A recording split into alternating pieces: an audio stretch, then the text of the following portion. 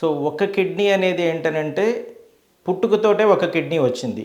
మనకి మామూలుగా మేము ఏం చెప్తామనంటే ప్రతి మనిషికి 2 కిడ్నీలు ఉంటాయి. కుడి కిడ్నీ, ఎడమ కిడ్నీ.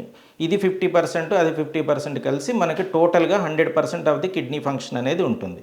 సో పుట్టుకతో గనక మనిషికి ఒకటే కిడ్నీ ఉన్నట్లయితే ఆ రెండో కిడ్నీ ఏదైతే ఉందో అది చాలా ఎక్కువగా పనిచేసి మనకి దాదాపుగా 100% ఫంక్షను అది పుట్టుక నుంచే మనకి తయారైపోతుంది. సో దానికి కాంపెన్సేషన్ చేసేస్తుంది.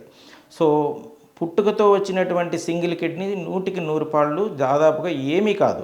సో వాళ్ళు 90 సంవత్సరాలు 70 సంవత్సరాల్లో కొంతమందికి మేము స్కాన్ చేసినప్పుడు మీకు ఒకటే కిడ్నీ ఉందబ్బా చిన్నప్పటి నుంచి అని చెప్తాం. అప్పుడు దాకా కూడా వాళ్ళకి అది తెలియదు.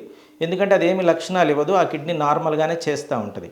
అలా కాకుండా కొంతమందికి ఏదన్నా కారణాలతోటి మనం కిడ్నీ తీయవలసిన అవసరం వస్తే, అంటే కిడ్నీకి ఇన్ఫెక్షన్ వచ్చింది, లేదా ఆ కిడ్నీలో రాళ్ళు, ఆ రాళ్ళకు కూడా చీము పట్టింది, లేదా ఆ కిడ్నీలో నుంచి వస్తున్నటువంటి మూత్రం బ్లాక్ అవుతున్నప్పుడు ఇలాంటి, లేదా ఆ కిడ్నీకి కొంచెం క్యాన్సర్ వచ్చినా ఇలాంటి కండిషన్స్లో ఒక కిడ్నీ తీయాల్సిన అవసరం వస్తుంది.